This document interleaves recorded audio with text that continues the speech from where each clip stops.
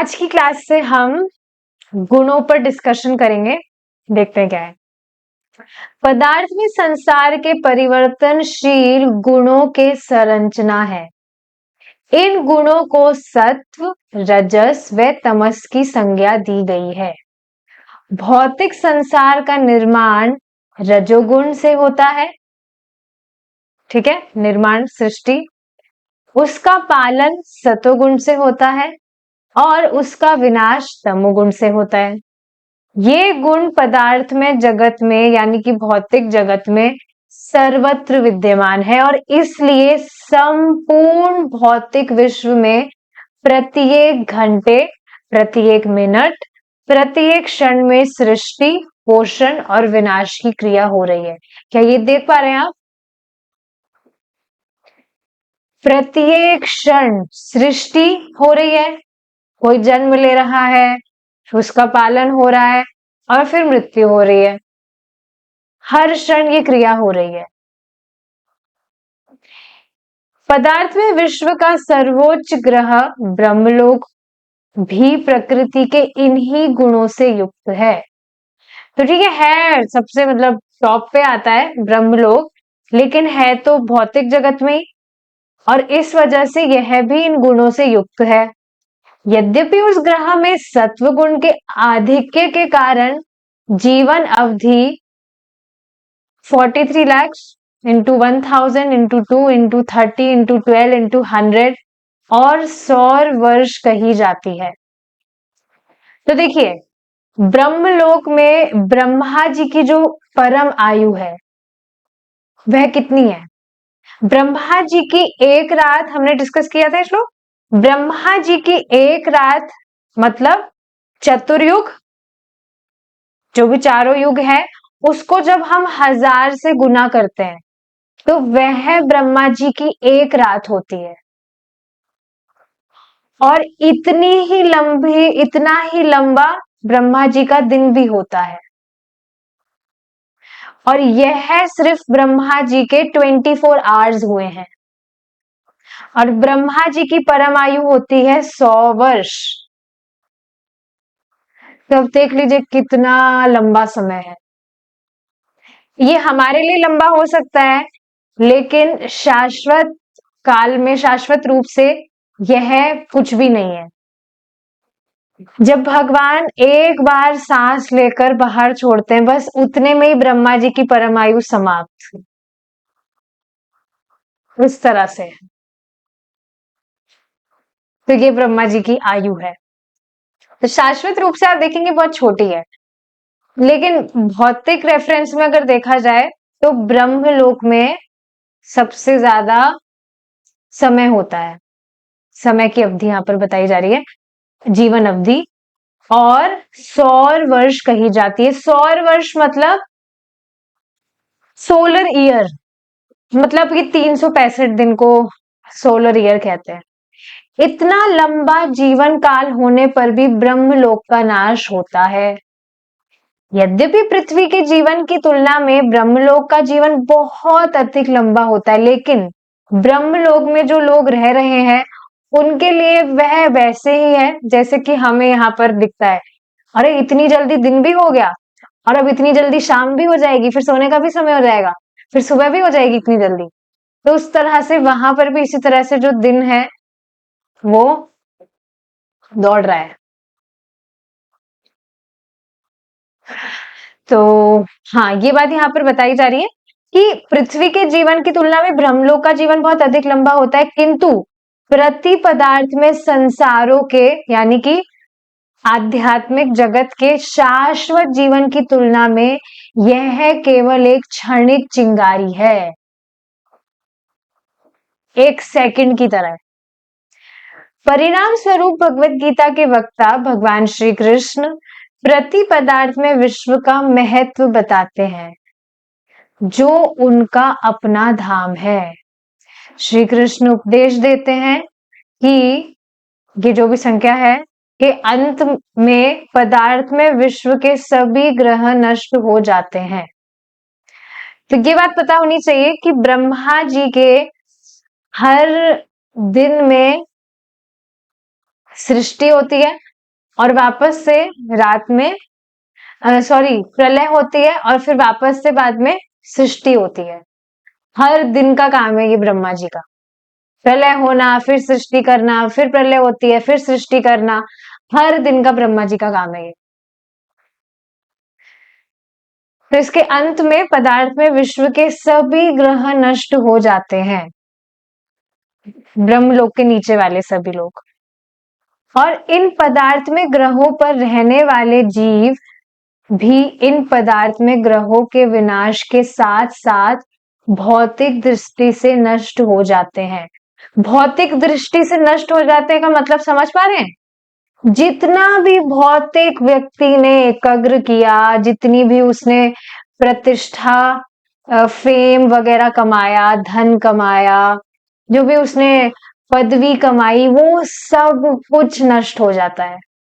और दोबारा जब उसे जन्म प्राप्त होता है तो वापस से वही स्कूल जाओ, वहां पर एबीसीडी पढ़ो, मतलब मनुष्य जीवन अगर प्राप्त हुआ तब की बात है वो तो। और उसको वापस से सब कुछ वापस से इतनी मेहनत करनी होती है। आप सोचिए, अभी आप जहां पर है, वॉट एवर, जो भी जहां जॉब कर रहे हैं या जो भी कुछ भी कर रहे हैं, अपनी गृहस्थी संभाल रहे हैं, सोचिए अगर शुरू से आपको वापस से सब कुछ स्टार्ट करना पड़े, कैसा लगेगा? वापस से आप छोटे बच्चे हो गए हैं, स्कूल बैग बांध कर स्कूल जा रहे हैं, वहां पढ़ाई कर रहे हैं, ये कर रहे हैं, वो कर रहे हैं। अब जो मूर्ख लोग होते हैं वो तो सोचते हैं, उनको तो अपने स्कूल के दिन बहुत याद आते हैं, वाह क्या दिन थे। आपने कभी सुना है ऐसे? लोग बहुत इस तरह से बातें करते हैं। तो मैं भी सोचती थी जब मैं स्कूल टाइम में थी, उस टाइम पर, कि मैं भी इस तरह से सोचूंगी जब मेरा स्कूल में पास आउट कर लूंगी, कॉलेज पास आउट हो जाएगा, क्या मुझे भी मेरे पुराने दिन याद आएंगे? पर मुझे तो बिल्कुल बहुत टॉर्चरिंग लगते हैं वो। याद करने का मन भी नहीं करता। ऐसा नहीं कि भक्ति में आने के बाद ऐसा है, पहले भी जब मेरा स्कूल पास आउट हो गया था तो मुझे इतनी शांति मिली थी, अच्छा हुआ फाइनली पीछा छूट गया यहाँ से। इतना ज्यादा मुझे खराब लगता था स्कूल वगैरह जाना, बहुत ही ज्यादा, मतलब पता नहीं कोई मेरी भावनाओं को समझ सकता है या नहीं, बहुत ज्यादा मुझे तो खराब लगता था। और अब तो भक्ति में आने के बाद तो सब समझ ही आ रहा है कि सारा अज्ञान इकट्ठा किया था। तब तो वैसे भी वहां मती नहीं जानी है। और आप एक बार विचार करके देखिए कि वापस से शुरू से आपको स्कूल जाना पड़े, वहां वो पढ़ाई, वो जो क्या होती थी, नेशनल एंथम, असेंबली, सुबह प्रेयर वगैरह करो, ये करो, वो करो, कितना ज्यादा सर का दर्द है। और जहां पर भी आप जॉब वगैरह कर रहे हैं, वो पूरी पढ़ाई आपको वापस से करनी पड़ती। पर वास्तव में हम अनादिकाल से बार बार ये चीजें करते आ रहे हैं। इस वजह से ये चीज बार बार बताई जाती है कि ऐसा नहीं सोचना चाहिए कि इतनी मुश्किल से तो मनुष्य जीवन मिला है, इसको अच्छे से एंजॉय करना चाहिए ना, भक्ति तो कर लेंगे बाद में। जी नहीं, पहले भी अनादिकाल से ही हमें इसी तरह के जीवन प्राप्त हुए हैं, जिसमें हम हमारी मटेरियलिस्टिक रेस्पॉन्सिबिलिटीज को, या जिसको भी कुछ भी कहिए आप, कर्तव्यों को बहुत सीरियसली ले रहे थे। या मनुष्य जीवन इतना मतलब मिला है तो एंजॉय करना चाहिए, ऑलरेडी ही हम बहुत सब कुछ करके आ चुके हैं। पर अगर अब भगवान में मति लग रही है तो वास्तव में भगवान की बहुत ही बड़ी कृपा है कि आप इस तरह से डेली भगवान के विषय में सुनने के लिए आपकी ईगरनेस बढ़ रही है। जैसे देखिए ना, सुबह और शाम को क्लास नहीं हो रही है, आज भी नहीं हुई, कल भी नहीं थी शाम की क्लास। सुबह में ऐसे बिल्कुल खाली खाली सा लग रहा है ना, कि जैसे पता नहीं क्या हो गया हो, कुछ है ही नहीं करने को।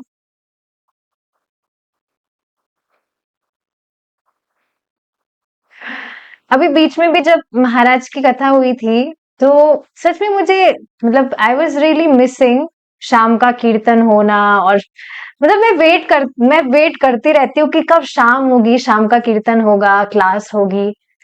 अगर आप सब भी इस तरह से, मतलब सभी भक्त करते ही हैं, कितनी सुंदर ये भगवान की कृपा है वास्तव में। that we are looking forward to hear Bhagavatam, to have sung कीर्तन together भक्तों के संग में। तो इस तरह की अगर भगवान बुद्धि हमें दे रहे हैं तो कितनी असीम कृपा है वास्तव में भगवान की। क्योंकि वास्तव में हमारी स्वरूपगत स्थिति तो यही है ना, मछली की स्वरूपगत स्थिति तो यही है ना कि वो पानी में सुखी रहे। लेकिन अब वो पानी में रहकर, ऐसा तो हो ही नहीं सकता कि पानी में रहकर उसका दम घुट रहा हो। उसकी स्वरूपगत स्थिति ही यह है कि वह पानी में ही सुखी रहेगी। उसी तरह से हमारी भी यही स्वरूपगत स्थिति है कि हम भगवान की सेवा करके ही संतुष्ट रहेंगे। और भगवान इस तरह से हमें बुद्धि दे रहे हैं, हमारी मति भगवान में लग रही है, तो कितनी सुंदर बात है।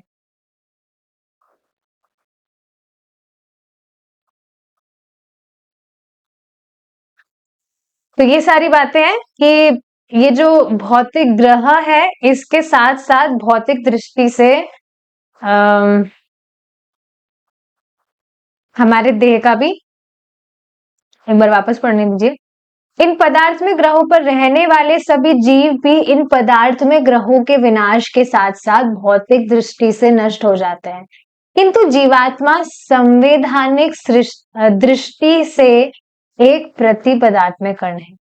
नष्ट हो रहा है भौतिक शरीर, लेकिन संवैधानिक दृष्टि से देखा जाए तो जीवात्मा एक प्रति पदार्थ में कण है, स्पिरिचुअल सोल है, उसका नाश नहीं होता है। फिर भी यदि वह प्रति पदार्थ में कार्यों के अनुशीलन द्वारा, आत्मा के कार्यों के अनुशीलन द्वारा स्वयं को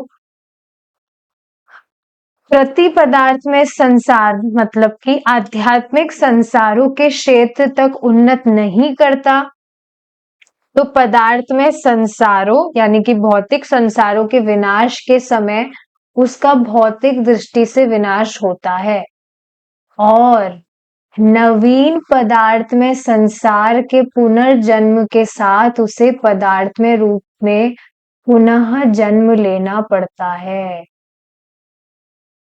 तो वास्तव में ये बात समझ रहे हैं आप, पड़ता है।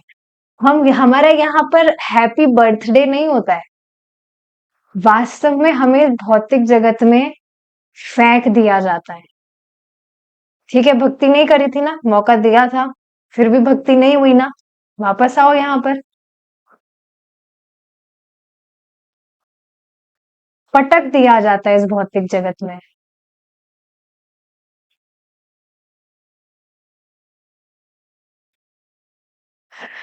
तो जब व्यक्ति को मौका मिला है भक्ति करने का, आप सोचिए ना, देखिए बहुत ही डीप चीज है ये कि मनुष्य जीवन एकमात्र भगवान की भक्ति करने को ही मिला है। तो ये सोचना कि अभी तो जीवन बहुत बड़ा है, बाद में हम कर लेंगे, ये वास्तव में बहुत बड़ी मूर्खता है।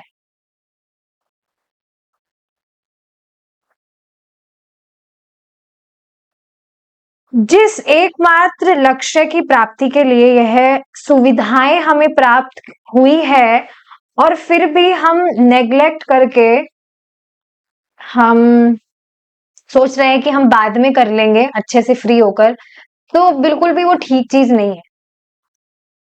क्योंकि हमारी जो भी सिचुएशंस अप एंड डाउन होती रहती है, वो हमेशा ऐसे होती ही रहेगी, कभी भी एकदम स्थिरता हो ही नहीं सकती। जैसे आप देखेंगे जो ओशन होता है, सागर, अगर मतलब उसमें जो भी तरंगे उठती रहती है वह कभी स्थिर तो नहीं रहता है ना, उसमें हमेशा तरंगे ऊपर नीचे उठती ही रहती है। तो ये भौतिक जगत इसी तरह से, यहाँ पर कभी भी स्थिरता नहीं होगी। पर जो व्यक्ति अपनी भक्ति में स्थिर हो गया, तो वास्तव में बाहर की चीजों से वो अफेक्ट होगा भी नहीं। कुछ भी बाहर की चीजें होती रहेगी, एक बार भक्ति में स्थिर हो गया, एक बार उसके दिमाग में बस ये बात चमक गई कि हाँ, कि भाई मनुष्य जीवन मनुष्य जीवन एकमात्र भगवान की भक्ति करने के लिए ही मिला है, तो भक्ति करेंगे ना, और क्या करेंगे।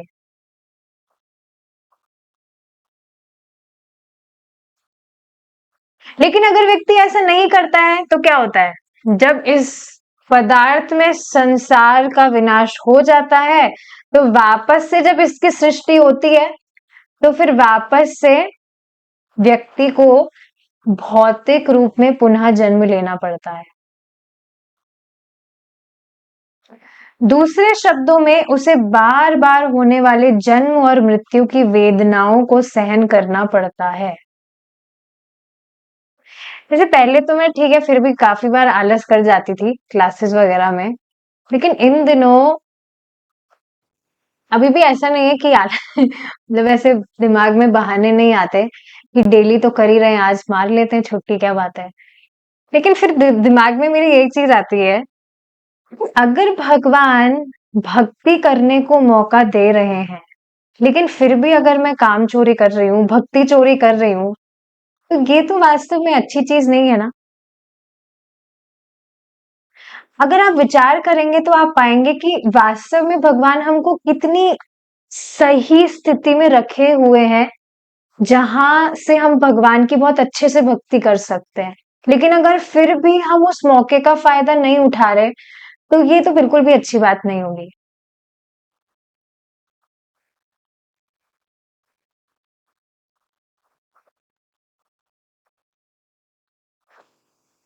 कितना सुंदर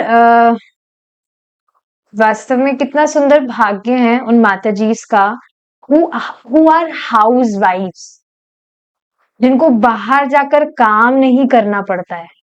कुछ माताजी तो ऐसी भी होती है जिनको सच में काम करने की कोई जरूरत नहीं है, फिर भी जॉब वगैरह करती रहती है। बट आप सोचिए जो हाउस वाइफ है उनका कितना, मतलब भगवान ही इस तरह से व्यवस्था बैठाए हुए है ना कि बाहर जाकर काम नहीं करना पड़ रहा है, आराम से घर में बैठकर घर के काम करके अपना टाइम निकाल के श्रवण कीर्तन अच्छे से कर सकते हैं। तो इन सारी चीजों पर विचार करना चाहिए कि जब भगवान हमको इस स्थिति में रखे हैं, जिस भी स्थिति में रखे हैं, आप देखेंगे हम अगर सच में भक्ति करना चाहते हैं तो हम कर सकते हैं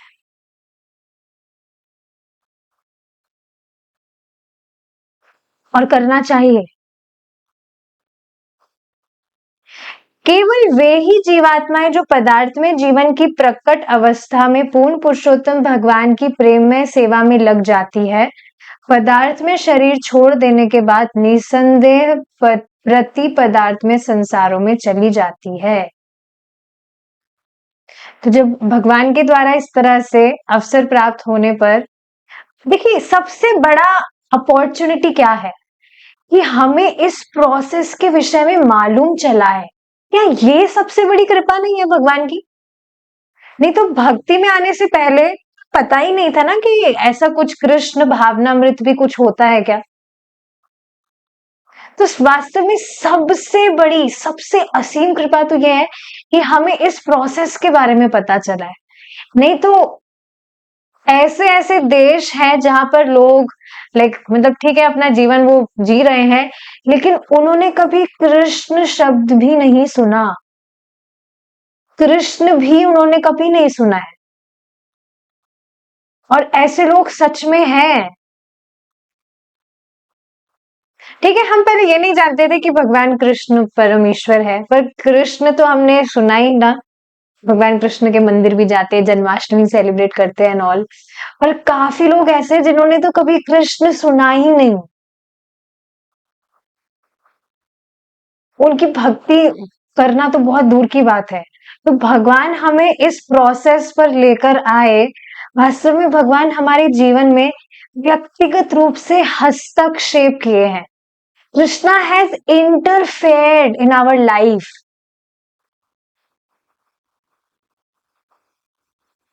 तो जब इस तरह से अवसर प्राप्त करके जीवात्मा भगवान की सेवा में लग जाता है तो पदार्थ में शरीर छोड़ देने के बाद निसंदेह भगवान के धाम वापस लौट जाता है। अमर तत्व केवल उन्हीं को प्राप्त होता है जो प्रति पदार्थ में कार्यों के अभ्यास से भगवान के पास लौटते हैं। मुफ्त में कुछ नहीं मिलता है। लेकिन कितनी अमेजिंग चीज है, ये जो प्रोसेस हमको मिला है, ये ऐसा कुछ हार्ड तो नहीं है ना? वास्तव में बिल्कुल मुफ्त में प्रभुपाद जी की कृपा से हम भगवान के धाम लौटेंगे, बिल्कुल मुफ्त में, इतना इजी प्रोसेस फॉलो करके। बस देखिए, एकमात्र जो कमी है वह है श्रद्धा की है। एक बार व्यक्ति को श्रद्धा हो जाए ना कि हाँ, एकमात्र जो भगवान के नामों का उच्चारण मैं कर रहा हूं, यही मुझे भगवान का प्रेम प्राप्त कराएगा, बस ये श्रद्धा व्यक्ति की हो जाए ना, बस फिर उसका जीवन सफल है। क्योंकि श्रद्धा होगी तो फिर वो पकड़ के बैठ जाएगा, कॉम्प्रोमाइज नहीं करेगा। ये प्रति पदार्थ में कार्य क्या है? ये औषधियां हैं। उदाहरण स्वरूप, जब कोई व्यक्ति बीमार हो जाता है, वह डॉक्टर के पास जाता है। डॉक्टर उसे दवाई का नुस्खा देता है, जो अंत में उसे रोग मुक्त करती है। उसी प्रकार भौतिकतावादी एक बीमार व्यक्ति है, उसे किसी कुशल आध्यात्मवादी डॉक्टर के पास सलाह के लिए जाना चाहिए। उसका रोग क्या है? वह बार बार होने वाले जन्म मृत्यु रोग और जरा के कष्टों से पीड़ित है। यदि एक बार वह भगवत धाम वापसी के उपचार को, back to Godhead treatment को स्वीकार कर लेता है, तो वह उस प्रति पदार्थ में संसार में प्रवेश कर सकता है, जहां जन्म और मृत्यु के स्थान पर शाश्वत जीवन है। तो समझ रहे ये बात? वास्तव में ये भौतिकतावाद जीवात्मा की बीमारी है। आप सोचिए ना, कोई व्यक्ति बीमार है, तो बीमार मतलब जैसे कौन सी बीमारी होती है वो जिसमें मीठा मीठा नहीं लगता है? जॉइंडिस। तो अब व्यक्ति रसगुल्ला खाता है तो वो उसको कड़वा लगता है, लेकिन रसगुल्ला वास्तव में तो कड़वा नहीं होता है, वो तो कितना मीठा होता है। लेकिन क्योंकि वह व्यक्ति बीमारी से पीड़ित है, इस कारण वह मीठी वस्तु भी उसको कड़वी लग रही है। तो वास्तव में वो उसकी ओरिजिनल स्टेट नहीं है, उसकी वास्तविक स्थिति नहीं है कि वह मीठे की जगह कड़वाहट, उसको कड़वा लग रहा है खाने में। तो यदि कोई व्यक्ति भौतिकतावाद है, भौतिकतावादी चीजों में बहुत ज्यादा संलग्न है, तो वह उसकी ओरिजिनल स्टेट नहीं है, उसकी वास्तविक स्थिति नहीं है। वास्तविक स्थिति क्या है? कि उसे भगवान की सेवा में परम सुख की अनुभूति हो। लेकिन इसका ऑपोजिट वह महसूस करता है ना, एवर्जन एक तरह का, भगवान की सेवा करने में एकदम इतना। आप देखेंगे कुछ लोगों को तो जैसे थोड़ा सा उनको कुछ कथा उनके कानों में चली जाए या उनको कुछ नाम जप करने को बोल दिया जाए, ऐसे जैसे उनको कुछ मिर्ची सी लगा दी हो, इस तरह से वो व्यवहार करते हैं। देख लोगों, इस तरह के लोगों को बिल्कुल भी उनको नहीं सुहाएगा, बिल्कुल सहन नहीं होगा। तो ये उनकी वास्तविक स्थिति नहीं है। वास्तविक स्थिति क्या है?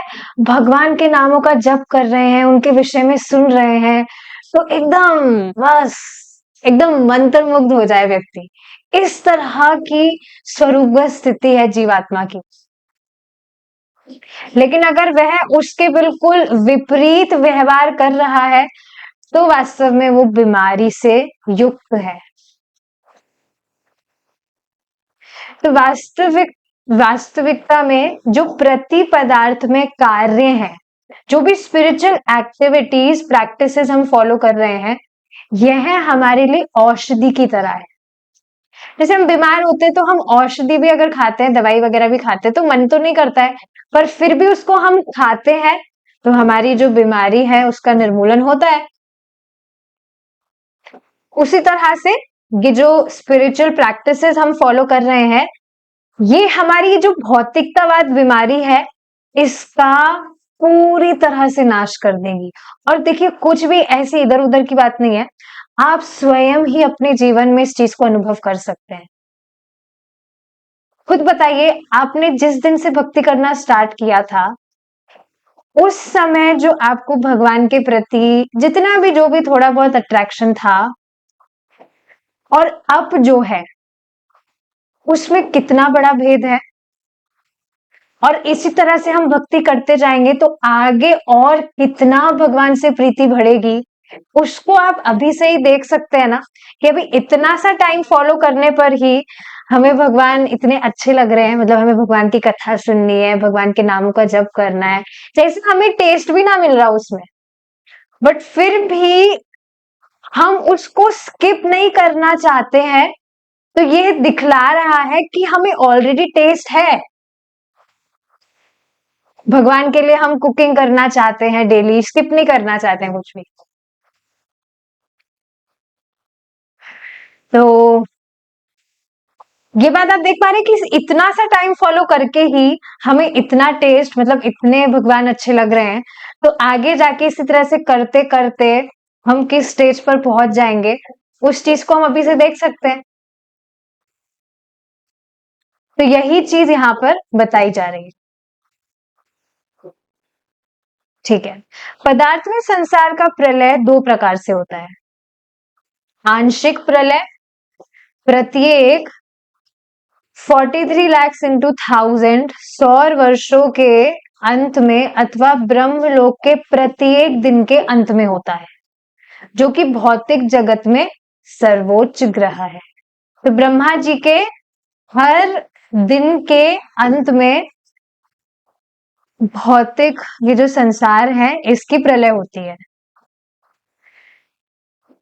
उस आंशिक प्रलय के समय ब्रह्मलोक जैसे सर्वोच्च ग्रह विनष्ट नहीं होते हैं, किंतु प्रत्येक 43 lakh into 1000 into 2 into 30 into 12 into 100 सौर वर्षों के अंत में समस्त वैश्विक आविष्कार उस प्रति पदार्थ में शरीर में विलीन हो जाता है, जिसे वैज्ञानिक कहते हैं पदार्थ में व प्रति पदार्थ में संसारों का टकराव होता है। तो ये बात समझनी चाहिए कि जब भौतिक जगत है, ब्रह्मा जी के लोक, ब्रह्म लोक के नीचे वाले जितने भी भौतिक जगत है, जब उनकी प्रलय हो जाती है तो जितने भी जीवात्माएं हैं वो गर्भोदक्षाई विष्णु, भगवान गर्भोदक्षाई विष्णु के शरीर में लीन हो जाते हैं, जिसे ये वैज्ञानिक लोग कहते हैं कि पदार्थ में मतलब भौतिक संसार और स्पिरिचुअल संसार का टकराव होता है और उसमें पदार्थ में संसारों का विनाश होता है, किंतु प्रति पदार्थ में संसारों का नाश नहीं होता। तो ठीक है, प्रलय होती है भौतिक संसारों की, लेकिन आध्यात्मिक संसारों का नाश नहीं होता है। कभी भी आध्यात्मिक जगत की ना तो प्रलय होती है, और जब प्रलय ही नहीं होती तो सृष्टि का तो कुछ बात ही नहीं है। नित्य विद्यमान रहने वाला प्रति पदार्थ में जगत भौतिक विज्ञानी के लिए दृष्टिगोचर नहीं है, इनकी रेंज के बाहर की चीज है सर। उसे प्रति पदार्थ में जगत के बारे में केवल इतनी जानकारी हो सकती है कि उसके अस्तित्व के सिद्धांत पदार्थ में जगत के गुणों के पूर्णतया विपरीत है, जिनको ये लोग एंटी मटेरियल बोलते हैं। मटेरियल वर्ल्ड में जो हो रहा है उसका ऑपोजिट आध्यात्मिक जगत में होता है, बस ये लोग इतना ही जान पा रहे हैं। प्रति पदार्थ में विश्व का पूर्ण विवरण केवल उन्हीं मुक्त अधिकारी व्यक्तियों के अच्युत स्रोत से प्राप्त किया जा सकता है जिन्होंने प्रति पदार्थ में तत्व की संरचना का संपूर्ण साक्षात्कार कर लिया है। पूर्ण पुरुषोत्तम भगवान के एक विनम्र शिष्य को यह जानकारी श्रवण माध्यम से प्राप्त होती है। देखिए इसका अर्थ क्या है, विनम्र शिष्य को यह जानकारी प्राप्त होती है। विनम्र का क्या अर्थ है, बहुत ही सुंदर तरह से प्रभु जी ने अभी 2 दिन पहले समझाया था ये बात, सुबह जपा में, मॉर्निंग जपा में, कि हम्बल होने का अर्थ क्या है। बीइंग हम्बल, क्या अर्थ है इसका? कोई भी व्यक्ति अगर ओबीडियंट है तो इसका अर्थ क्या वह हम्बल है? डेफिनेटली वह हम्बल हुआ। नम्र होने का अर्थ ही यह है कि वह ओबीडियंट होगा, जो भी बातें उसको बताई जा रही है वह उसको स्वीकार करके फॉलो करेगा। और आप देखेंगे इस संसार में सभी लोग तो ओबीडियंट है, क्योंकि सभी लोग किसी ना किसी की कोई ना कोई बात को मानकर फॉलो कर ही रहे हैं। So being humble means being obedient.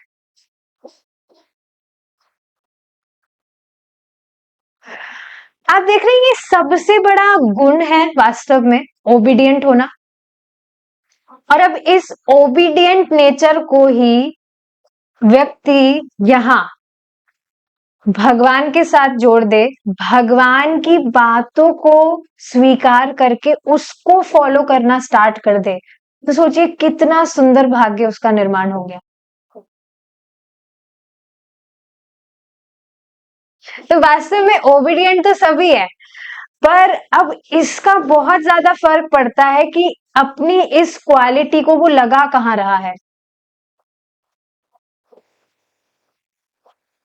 पूर्ण पुरुषोत्तम भगवान के एक विनम्र शिष्य को, जो कि ओबीडियंटली भगवान जो भी बता रहे हैं उसको यथावत स्वीकार करके उसको फॉलो कर रहा है, उसको यह जानकारी श्रवण माध्यम से प्राप्त होती है। जो भी बताया जा रहा है शास्त्रों के द्वारा, गुरु महाराज के द्वारा, जो भी बात हमें बताई जा रही है उसको व्यक्ति एज इट इज स्वीकार करके उसको फॉलो कर रहा है। तो अब आप देख रहे हैं ये आप सब ऑलरेडी विनम्र है, हम सब ऑलरेडी ही विनम्र है, क्योंकि हम शास्त्र की बातों को स्वीकार कर रहे हैं। तो परेशान होने वाली तो कोई बात ही नहीं है कि हम तो हम्बल नहीं है, हम तो नम्र नहीं है। ऑलरेडी सभी तो शास्त्र की बातों को फॉलो कर रहे हैं। हाँ, जहां पर भी कमी होती है तो आप एक बार उस पर विचार करेंगे तो आप देखेंगे कि उस कमी को आप दूर करना चाहते हैं। और भगवान जो हृदय में विद्यमान है, भगवान तो सब कुछ नोटिस कर रहे हैं। तो जहां पर भी हम कमी कर भी रहे हैं भगवान उसको पूरी कर देंगे। बस टाइम की बात है।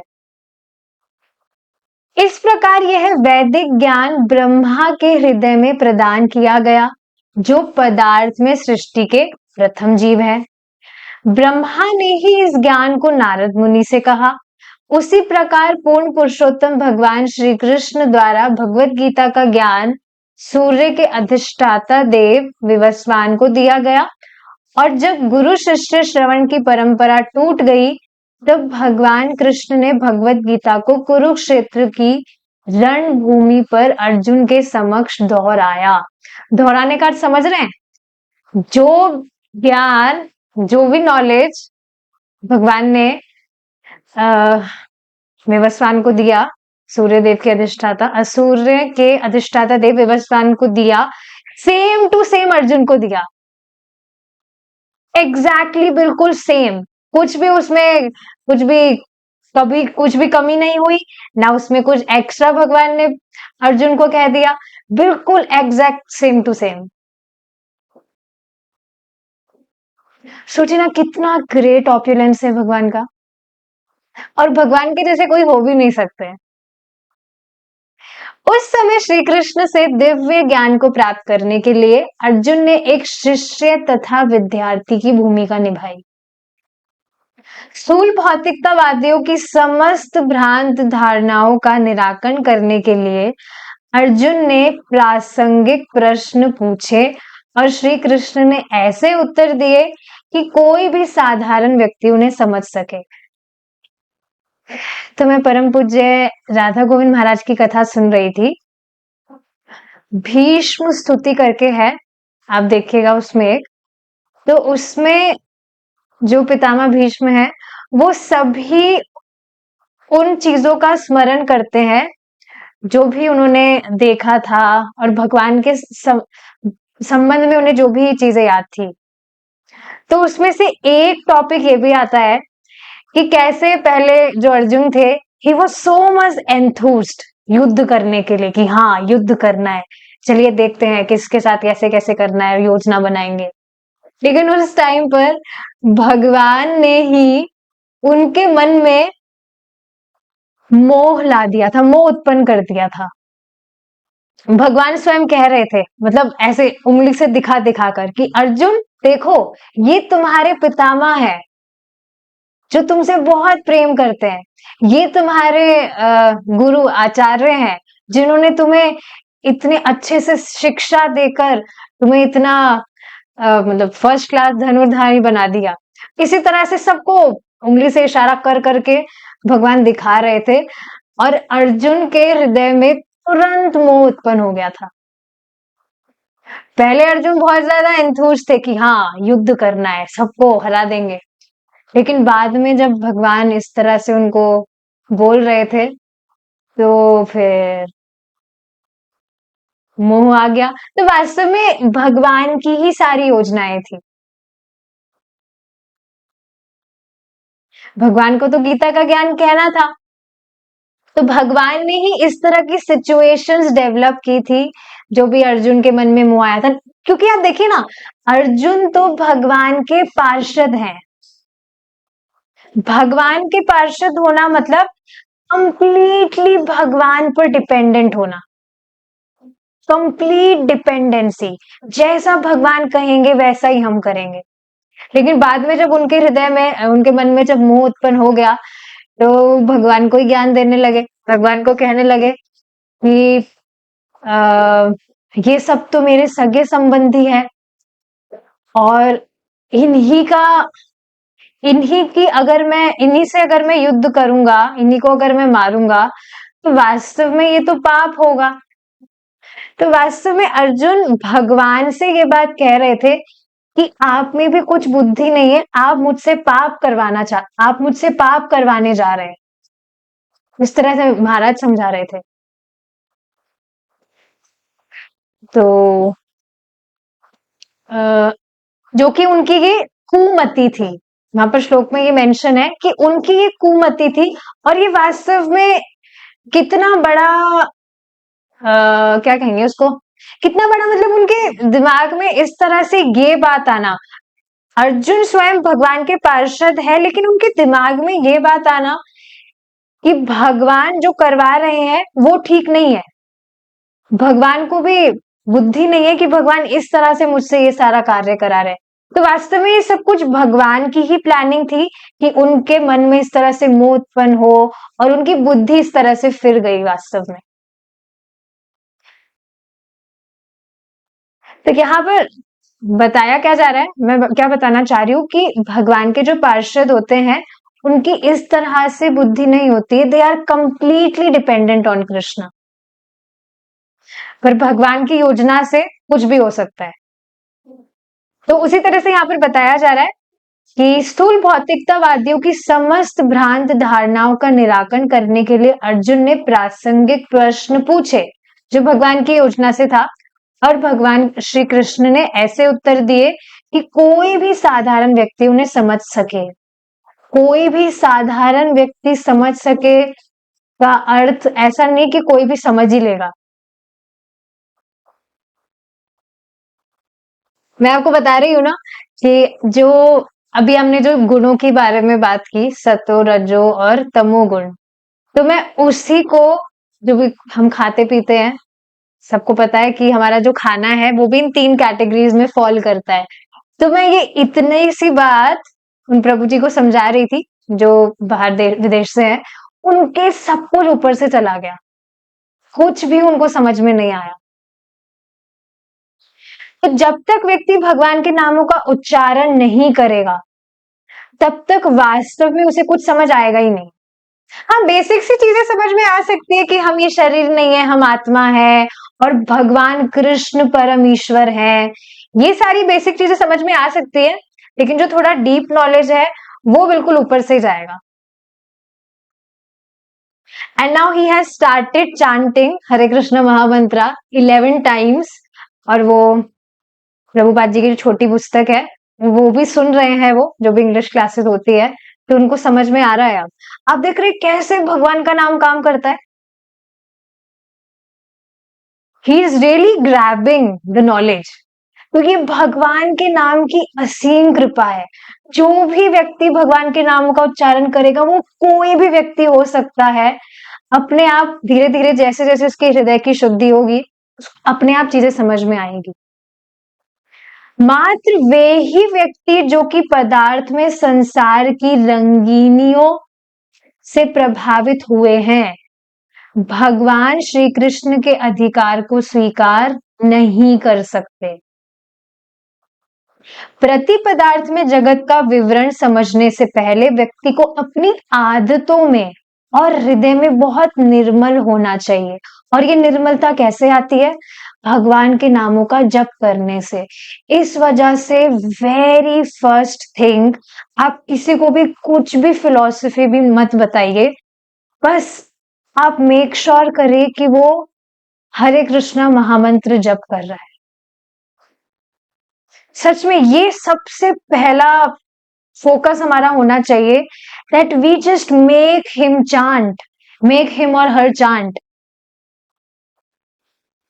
कैसे भी करके बस नामों का मतलब भगवान के जो हरे कृष्णा महामंत्र है उसका बस वो चांटिंग स्टार्ट कर दे। जैसे जैसे हृदय शुद्ध होगा, अपने आप फिर जो भी आप उसको फिलॉसफी भी बताएंगे ना, अपने आप वो समझने लगेगा। बहुत ज्यादा इंपॉर्टेंट चीज है ये, क्योंकि आप देखेंगे प्राय प्राय सभी भक्त जो भी यहाँ पर है, तो स्टार्टिंग में आप सब भी नाम जप से ही स्टार्ट किए होंगे या स्टार्टिंग से क्लास लेना स्टार्ट कर दिए थे? नाम जप से स्टार्ट किया था, तभी आप देख रहे हैं कि बातें धीरे धीरे समझ में आई। जैसे पूरी भी समझ में ना आ रही हो, पर हाँ ये लग रहा था जो भी बताया जा रहा है वो सही सही है, हमारे लिए अच्छी बातें बताई जा रही है, हमारे लिए लाभदायक है। तो ये सब कुछ भगवान के नामों के उच्चारण का प्रभाव है। तो बस नाम जप कराना हमारा वेरी फर्स्ट टारगेट होना चाहिए। भक्ति योग एक विस्तृत वैज्ञानिक दिव्य कार्य है, जिसे नवीन साधक और पूर्ण योगी दोनों ही कर सकते हैं। पदार्थ में संसार प्रति पदार्थ में संसार का छाया रूप मात्र है। मैं श्रीमती राधा रानी के विषय में सुन रही थी, तो उसमें प्रभु जी बता रहे थे कि आप देखेंगे श्रीमती राधा जो माया देवी है, वे भी श्रीमती राधा रानी का ही विस्तार रूप है, लेकिन वह श्रीमती राधा रानी की छाया मात्र है, छाया रूप है। उसी तरह से ये जो भौतिक जगत है, ये भगवान के आध्यात्मिक जगत का छाया रूप मात्र है।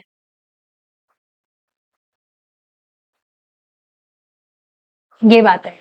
तो यही बात यहाँ बताई जा रही है, पदार्थ में संसार यानी कि भौतिक संसार आध्यात्मिक संसार का छाया रूप मात्र है, और बुद्धिमान व्यक्ति जो कि हृदय और आदतों में निर्मल है।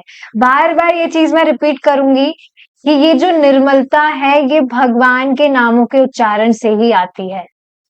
इसी तरह देखिए, मैं मेरा खुद का पर्सनल प्रैक्टिकल एक्सपीरियंस शेयर करना चाहती हूँ, उसके बाद में हम यहाँ पर रुकेंगे। और मुझे ये बातें शेयर करनी नहीं चाहिए, पर आप सभी तो हैं जिनसे मैं बातें शेयर करती हूँ। तो स्टार्टिंग में क्या हुआ था, सबको पता है ऑलरेडी वैसे तो ये चीज, बट मैं फिर से बता रही हूँ।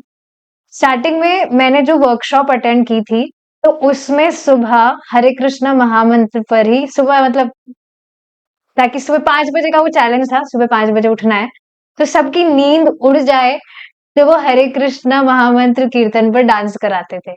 ये उठते ही पहले सेशन ज्वाइन करते आप डांस करिए, पूरी नींद आपकी उड़ जाएगी। तो अगर किसी भक्त को अगर उठने में सुबह कठिनाई होती है तो आप ये ट्राई कर सकते हैं। सुबह उठते ही आप अपना अलार्म ही हरे कृष्णा महामंत्र का सेट करिए, जो बहुत बढ़िया लाउड कीर्तन हो, और आप उठते उठते ही आप उस पर डांस कर सकते हैं, आपकी सारी नींद भाग जाएगी। तो हाँ, उसमें मतलब उन्होंने इस तरह से स्टार्ट कराया था। और बाद में वो जो कीर्तन था वो सच में इतना अमेजिंग था, इतना एनर्जेटिक था कि मेरा बस बार बार उसको सुनने का मन करता था। तो बार बार कुछ भी मैं काम कर रही हूँ, कुछ भी मैं कर रही हूँ, मैं उसी को बार बार सुनती रहती थी। बहुत अमेजिंग था वो। फिर बाद में थोड़े दिन बाद मुझे पता लगा कि हरे कृष्णा महामंत्र का चैंटिंग करना चाहिए। उन लोगों ने भी बताया था और मैंने ट्राई भी किया था। मैं बैठ गई थी सुबह 5 बजे ही चैंटिंग करने के लिए एक माला। लेकिन मुझे लगा रही कि मंत्र तो बहुत बड़ा है और ये माला ये माला खत्म ही नहीं हो रही है। तो मैं पता नहीं उस टाइम पर शायद शायद आधा माला करके ही उठ गई थी।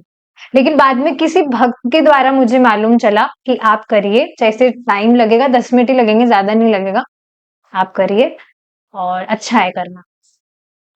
तो ठीक है, मैंने करना स्टार्ट किया। बाद में 4-5 माला मैं करने लगी थी और मुझे कुछ महिमा का भी पता नहीं था कि हरे कृष्ण महामंत्र का क्या है, क्या महिमा है, क्यों करना चाहिए, कुछ भी नो आइडिया एट ऑल। पर नियमित रूप से माला करने के कारण अब मेरा जो मतलब मेरा जो फील्ड था वो कुछ डिजाइनिंग से रिलेटेड था, फैशन डिजाइनिंग एंड ऑल, उसमें फैशन वगैरह करते हैं लोग। तो मेरा जो फील्ड था वो इस तरह का ही था, उसमें मेकअप करना, ये करना, वो करना, ये सारी चीजें थी। पर बाय टाइम, जैसे जैसे टाइम बीत रहा था, तो मैं ऑब्जर्व कर रही थी कि मैं जब मेकअप वगैरह लगाती भी थी तो मुझे अच्छा नहीं लगता था। खुद को मैं देखती भी थी अगर कांच में, तो वो ऐसा लगता था क्या पता नहीं मैं अजीब सी क्यों लग रही हूँ, कार्टून जैसी मैं लग रही हूँ। सच में पता नहीं, मुझे तो पता भी नहीं था कि चैंटिंग करने से ऐसा हो रहा है। कुछ भी पता नहीं था, बस देखकर ही ऐसे लग रहा था कि अच्छी नहीं लग रही मैं मुझे। फिर मैंने करना ही छोड़ दिया था। बाद में पता भी लगा कि नहीं करना चाहिए, ये अच्छी चीजें नहीं है, ये है वो है। बताना क्या चाह रही हूँ, किसी भी व्यक्ति को आप चैंटिंग करा रहे हैं, उसको ज्यादा उसकी महिमा भी नहीं पता है, लेकिन फिर भी वो आपका कहा मान के डेली चैंटिंग कर भी रहा है, तो अपने आप ही भगवान पूरे अच्छे से सफाई करते जाएंगे। हर एक नाम जीव की अविद्या पर वज्रपात की तरह काम करता है। बहुत ज्यादा इंपॉर्टेंट है भगवान का नाम। व्यक्ति को कुछ पता भी नहीं है तब भी वह काम करता है। तो मैं बताना क्या चाह रही हूँ, किसी भी व्यक्ति से आप मिले, आप बस देखिए कि वो सिंसियर होना चाहिए, मतलब अच्छा अच्छा बच्चा है, आपकी बात मानने का मतलब मानेगा वो, उसको आप बताइए। ज्यादा कुछ फिलोसफी अगर नहीं बता रहे, सिर्फ बस चैंटिंग आप एक माला करने के लिए कहिए, और उसको रेगुलर रखने के लिए आप उसका ध्यान रखिए। उसको आप सुबह जपा मॉर्निंग में बुला सकते हैं, या उससे डेली रिपोर्ट ले सकते हैं कि हाँ आप डेली मुझे बताया करिए चैंटिंग कंप्लीट करने के बाद। कुछ हफ्ते या कम से कम 1 महीने भी अगर इस तरह से वो नियमित रूप से एक माला का जब भी करेंगे, तो आप देखेंगे बहुत उनकी चेतना में फर्क आएगा।